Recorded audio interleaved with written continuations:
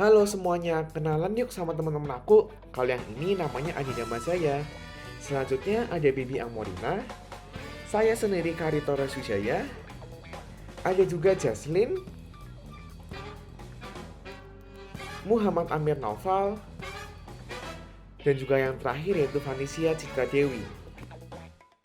Dan kami merupakan 6 mahasiswa Binus University dari kelompok 5 kelas L24 yang sangat rindu untuk memberantas tindakan korupsi di Indonesia dengan cara membuka pikiran penerus bangsa akan pentingnya pendidikan anti korupsi untuk masa depan Indonesia. Karena masih banyak potensi di Indonesia yang perlu dikembangkan dan juga pembangunan yang merata di seluruh wilayah. Sayangnya kasus korupsi di Indonesia masih banyak karena politik Indonesia mudah menyerongkan pejabat ke perilaku korup seperti lembah hitam yang bisa saja menghisap jiwa-jiwa. Maka dari itu, paling 1 Mei bersih 2022 kami mengadakan sosialisasi yang berjudul Pentingnya Pendidikan Anti Korupsi bagi Penerus Bangsa.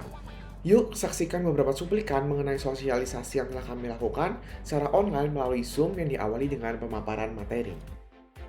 Seperti yang kita ketahui, kasus korupsi di Indonesia bagaikan sebuah tren yang ada di mana-mana. Yang melakukan korupsi pun sudah tidak mengenal kelas lagi, mulai dari level kepala desa, menteri, dan bahkan sampai ke level penegak hukum. Maka dari itu, setelah ini akan ada penjelasan mengenai pentingnya pendidikan anti korupsi bagi penerus bangsa. Tanpa berlama-lama lagi, mari kita simak penjelasan berikut. Sebelumnya, apa itu korupsi? Korupsi adalah tindakan penggelapan kekayaan umum yang digunakan untuk kepentingan pribadi. Di Indonesia sendiri, korupsi sudah diibaratkan sebagai suatu penyakit yang sangat sulit untuk diberantas karena tindakan ini selalu terjadi secara berkelanjutan. Oleh karena itu, pendidikan anti korupsi bagi penerus bangsa sangat diperlukan sebagai salah satu strategi untuk memberantas korupsi dan juga sebagai sarana untuk menciptakan ekosistem budaya anti korupsi dalam membangun karakter generasi muda. Maraknya terjadi korupsi di Indonesia. Jadi di Indonesia sendiri sangat sering terjadinya korupsi.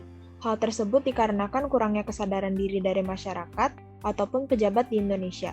Selain itu, penyebab dari maraknya korupsi di Indonesia adalah sistem yang membuka celah terjadinya tindakan korupsi, seperti sistem administrasi pemerintahan yang tidak transparan, politik berbiaya tinggi, dan rekrutmen aparatur sipil negara.